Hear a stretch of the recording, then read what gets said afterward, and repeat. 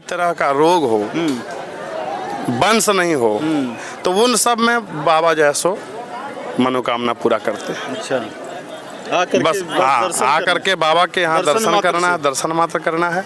अपना इच्छा अनुसार जो बाबा को देने का इच्छा हो, बाबा को यहाँ खीर का भोग लगता है। अच्छा, जनेऊ सुपारी चढ़ता है।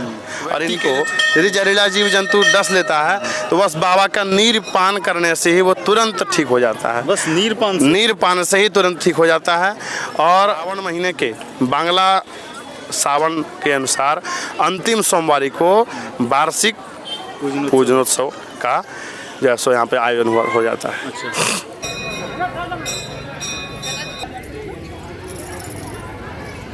पिया रे बाबा दुबे के महंदिलावा भे क्या सियाल गया चमर देला कला से। हाँ, और बाबा का महिमा से कैसा आप लोग का मनोकामना पूर्ण होता है? बाबा मन कुमनाथ पूरी गेलो, सही बात। बाल बच्चा सब हरा ढरा गेल चलो या बाबा खोला में ऐसी बचे चलियो। एक बार प्रेम से बोलिए डकाए दुबे बाबा की जय। नमस्कार, आप the narrative of India TNI देख रहे हैं और मैं हूं अनूप कुमार। अभी हम झारखंड की सांस्कृतिक राजधानी देवघर में खड़े हैं और देवघर जिले के डकाए दुबे बाबा के प्रांगण में खड़े हैं। दुबे बाबा जो कि काफ़ी शक्तिशाली माने जाते हैं, काफ़ी उदार देवता माने जाते हैं। कल यानी कि सोमवार को यहाँ पर वार्षिक पूजनोत्सव का आयोजन किया जाएगा और इस मौके पर यहाँ पर लाखों की संख्या में श्रद्धालु आते हैं। अब हम लोग यही इनसाइड स्टोरी को करने के लिए आए हैं ताकि आप लोगों को सबको पता चले कि बाबा की महिमा क्या है और आप लोग भी बाबा के शरण में आए। हमारे साथ जुड़े हुए हैं डकाए दुबे बाबा मंदिर के तीर्थ पुरोहित गुलशन कुमार जी। बताएं बाबा, यहाँ के इतिहास के बारे में कुछ बताएं। सबसे पहले लोगों को ये चीज़ पता होना चाहिए, कौन थे दुबे बाबा? दुबे बाबा एक आम इंसान की तरह ही थे जो कि एक जंगल में रहा करते थे और उनका काम था आयुर्वेदिक उपचार करना। किसी भी तरह का जहरीला जीव जंतु यदि किसी व्यक्ति को डंक मार लेता था तो वह उनका उपचार करते थे आयुर्वेदिक रूप से, जड़ी बूटी के रूप से उनको ठीक किया करते थे। और इस बात की खबर एक बार राजा बिरमा को पता चल गया। तब उन्होंने बाबा भानुकर, जो इनका नाम है, बाबा भानुकर को अपने क्षेत्र में बुलाए और वहीं पे स्थान दिए उनको और उनसे कहा गया कि आप यहीं पे रहिए और जन सेवा कीजिए। आयुर्वेदिक जो उपचार आप करते हैं वो हमारे क्षेत्र में रह के कीजिए। उसके बाद जब धीरे धीरे भानुकर बाबा का नाम बढ़ने लगा तो राजा बिरमा को हुआ कि अब ये हमारे क्षेत्र में रहेंगे तो हमारी छवि धूमिल हो जाएगी, जिसके कारण वो उनको क्षेत्र से बाहर निकालने का प्रयास करने लगे। परंतु वहाँ के जो जनता थे, वहाँ के जो जन समाज था, उन्होंने कहा कि नहीं, ये हम लोग के लिए बहुत उपयोगी हैं, हम लोग का रक्षा करते हैं तो हम लोग इनको अपने क्षेत्र में रखेंगे। परंतु राजा की छवि धूमिल होने के कारण उन्होंने जबरन क्षेत्र से बाहर करने का प्रयास किया और इस वजह से उन्होंने किया क्या कि उनकी माँ को प्रताड़ित करना शुरू कर दिया। और इस बात की खबर जब बाबा भानुकर को लगा तो भानुकर बाबा अत्यंत क्रोधित में आके अपने आप को आत्मघाती हमला जो कहते हैं, अपने पेट में उन्होंने छुरा मार लिया और वहीं पे अपना शरीर त्याग दिए। और उनके जो चेला थे जिनका नाम राजू उनके शरीर में समा के उन्होंने पूरे राजा समाज को उस क्षेत्र से खदेड़ दिया। और क्षेत्र से जब खदेड़ना चालू किए तो बासुकीनाथ धाम पहुंच गए। वहाँ पे पहुँचते ही बाबा भानुकर को शंकर भगवान जो बासुकीनाथ धाम में है उन्होंने अपना रूप दिखाया और कहा कि आप जो है सो इनको हमारे क्षेत्र में रहने दीजिए और आप क्षेत्र अपने क्षेत्र में वापस चले जाइए। और उन्होंने जब ये कहा कि इन्होंने हमारे गुरुजी से ज़बरदस्ती किया, इनकी माँ को प्रताड़ित किया, इस वजह से हम जैसो इनको इसके क्षेत्र से खदेड़ दिए। तो बाबा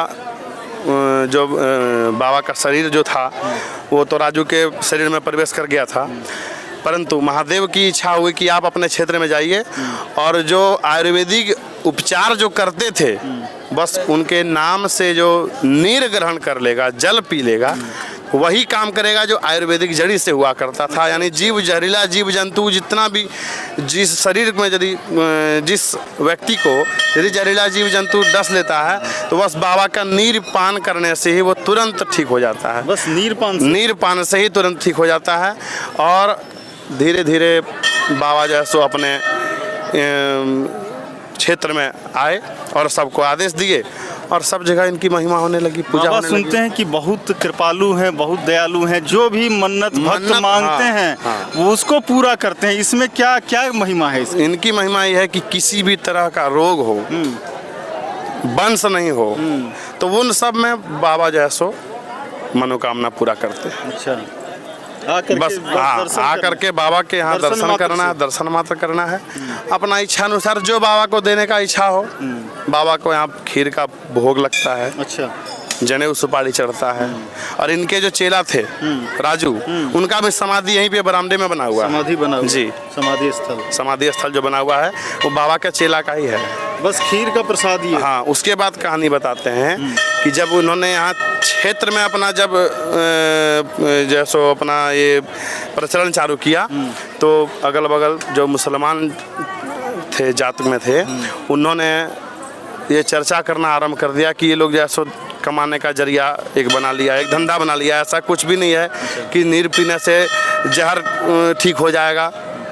तो इसी वजह से जैसे एक बिजली खां का के एक व्यक्ति था मुसलमान, उन्होंने अपने बेटा को क्या किया कि बेल का कांटा से खरोच लगा दिया और उनको यहाँ पे लेके आ गया और बोला कि देखिए इसको कोई जहरीला जीव काट लिया है, इसको उठाइए। तो यहाँ जो चटिया बाबा थे उन्होंने कहा कि देखिए इनको बेलहर सांप काट लिया है, ये जीवित है नहीं, इसको ले जाइए। तो जितने भी मुसलमान भाई थे सब कोई हंसने लगे कि ये कुछ नहीं है, झूठ मूठ का एक प्रचार कर रहे हैं, कुछ है नहीं इसमें शक्ति। तो उन्होंने बोला चलो बेटा उठो, और वो बेटा तो था वो मर चुका था। तो बिजली खां जो था, सारा मुस्लिम भाई जो भी उसके साथ में आए थे, सबको अत्यंत क्रोधित हो गए और उन्होंने कहा कि हो सकता है ये लोग नीर में जहर मिला के पिला दिया हो। तो जिंदा आदमी को मार दिया, मुर्दा को जीवित करके दिखाया। उन्होंने गुस्सा में क्या किया है कि बचिया हलाल कर दिया। अब बोला कि इसको जीवित करके दिखाइए, तब हम जानेंगे आप में शक्ति है, आपके नीर पान से जहरीला जीव जंतु का असर खत्म हो जाएगा, इनको जिंदा कीजिए। तो वही जो है सो जो इनके चटिया बाबा थे, इनके जो सेवक थे, उन्होंने अपना शरीर यहाँ पे त्याग दिया और अपना प्राण उस बछिया में डाल के बछिया को जीवित कर दिया।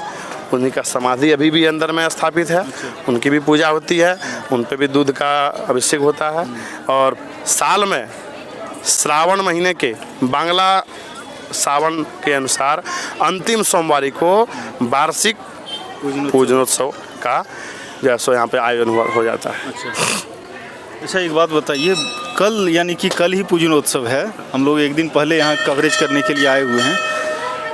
हमको एक बात बताइए कि कल का जो आयोजन होता है वो कितना भव्य होता है और कितने श्रद्धालु यहाँ आते हैं? सुनते हैं कि लाखों की संख्या में यहाँ भीड़ होती है, श्रद्धालुओं का तांता लगा हुआ रहता है। और बलि प्रथा को लेकर के कुछ बताइए। जी देखिए, भीड़ की बात कहा जाए तो आज ही से भीड़ जैसो आने का आरंभ हो गया है और कुछ समय बाद रात में जागरण करने के लिए भी महिलाएं यहाँ पे आने लगेगी।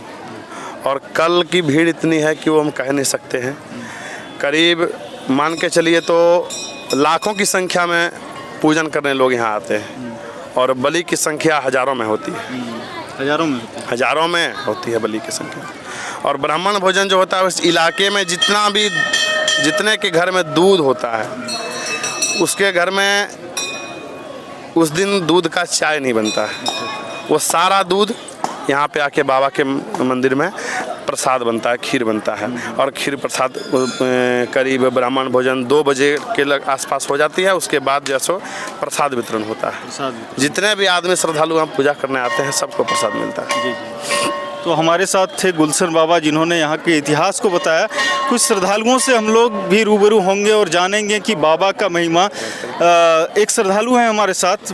कितना दिन से यहाँ पर बाबा दुखहरण नाथ की डकाए के यहाँ आ रहे हैं? हम लोग के पूर्वज ही आ रहे हैं। हम लोग जब से होश संभाले तब से आ रहे हैं। तब से और चूंकि हम लोग संथाल परगना के निवासी हैं, हम लोग हरे भरे वन का पूजन करते हैं, नाग देवता का पूजन करते हैं। हम लोग के पूर्वज करते आ रहे हैं, तो वही परंपरा को हम लोग कर रहे हैं। और यहाँ पर अकाल्पनिक भीड़ होता है, जो यहाँ का वार्षिक पूजा होता है। कल फिर हम लोग आएंगे, हम लोग घर से बलि भी आता है। लेकिन आज पूरा परिवार, छोटे छोटे बच्चे को कल पूजा करने में असुविधा होगी, इसलिए आज हम लोग आए। और यहाँ ऐसे प्रत्येक सोमवार को, मतलब प्रत्येक सोमवार को यहाँ भीड़ लगता है। और हम लोग चूँकि संथाल परगना का निवासी है, बाबा बैद्यनाथ देवघर झारखंड का निवासी है, तो हम लोग कहीं ना कहीं बाबा का असीम कृपा हम लोग पर है। देवघर वासियों पर इनका असीम कृपा है। यहाँ पर आज तक कोई खाली हाथ नहीं घूरा है। आज तक कोई खाली? जी जी, जैसा कि आप देख सकते हैं कि श्रद्धालुओं का कल तांता लगेगा और सबकी मन्नत यहाँ पर पूरी होती है। यहाँ पर जो बाबा से मांगते हैं उनकी मन्नत पूरी होती है। TNI the narrative of India का एक मुहिम है कि तमाम कल्चरल एक्टिविटी, जैसे सांस्कृतिक राजधानी है देवघर, यहाँ पे अनेक ऐसे सांस्कृतिक चीज़ों हैं, धरोहर हैं, मंदिर हैं, उसको हम लोग दिखाएंगे। अभी तक हमारे चैनल को आपने अगर सब्सक्राइब नहीं किया है तो कृपया सब्सक्राइब कर लें। धन्यवाद।